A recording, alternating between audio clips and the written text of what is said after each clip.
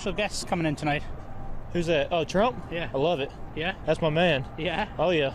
You think he's going to get a warm reception here? Absolutely. Atlanta fans love him. He should have won the election.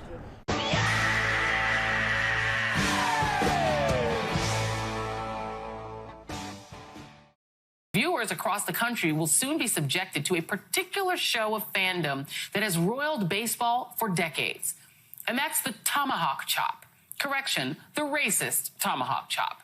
Okay, the Atlanta Braves tomahawk chop returned to the national stage last night, despite indigenous leaders calling it dehumanizing and racist. We know that you know who just kind of does stuff to provoke. I think that the Native American community has been very clear about it and has said that this is offensive to us.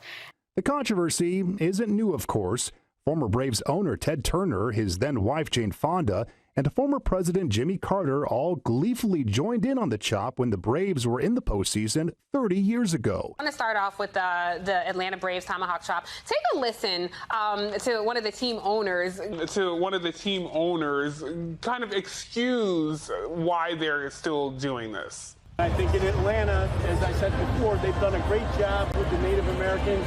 I think the Native American community is the most important group to decide whether it's appropriate or not, and they have been unwaveringly supportive of the Braves.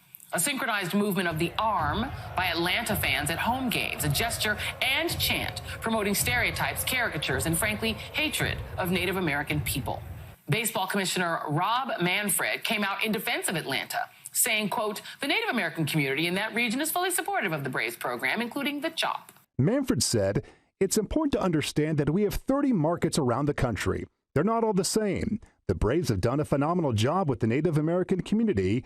The Native American community in that region is wholly supportive of the Braves program, including the chop. For me, that's kind of the end of the story.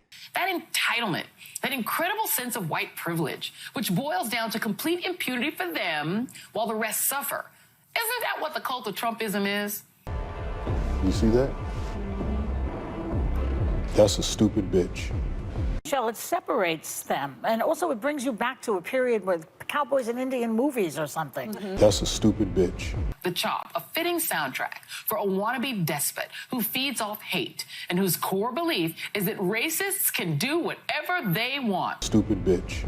I think that they need to really, really discover why they have this issue and why, in fact, people feel like baseball is not for everyone.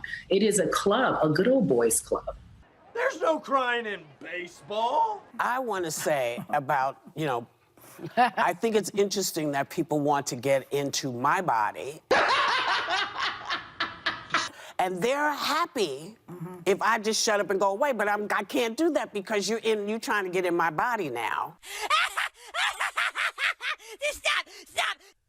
So the left can't do this. They're not allowed to do this. They would be told this is racist. This is racist to do a thing that is associated with Indian culture. You can't do that. It's the Braves and you can't. And so we get to smile and laugh and have fun and do the Indian chop. A new phenomena that swept the stadium this year was the tomahawk chop, and it developed because of the presence of Deion Sanders, a former Florida State University star on the Braves roster. But one can't help but wonder, what's a tomahawk chop without a tomahawk?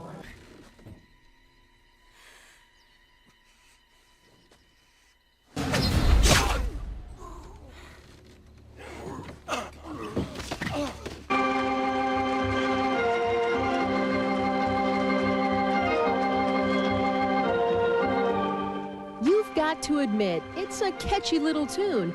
As the season went along, the Atlanta Braves tomahawk chop spread like wildfire through the stands.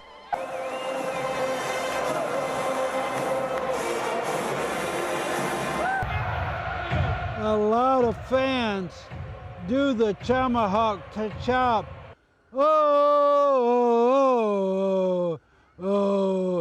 Is complimentary towards the Braves, and the fans have some way of voicing their opinion towards the organization.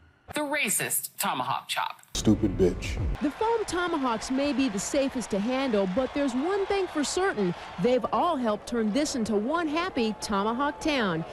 I am your voice.